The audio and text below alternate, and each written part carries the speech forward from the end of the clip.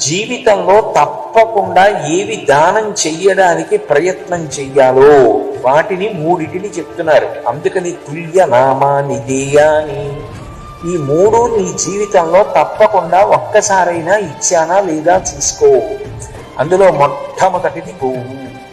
గోదానం నీ జీవితంలో ఒక్కసారైనా చేశావా?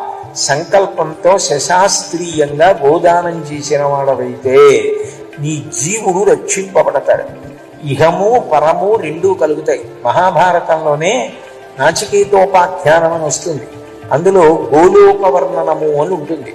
అసలు ఆ గోలోకం ఎలా ఉంటుందో, ఆ గోలోకం ఎంత గొప్ప స్థితిలో ఎంత అందంగా ఉంటుందో, గోవులను పోషించిన వారు గోవులను సేవించిన వారు ఎంత అభ్యున్నతిని పొందుతారో, ఎంత గొప్ప సుఖ సంతోషాలని పొందుతారో దాన్నంతటినీ కూడా గోలోక వర్ణనంలో వర్ణించి చూపిస్తారు. అంటే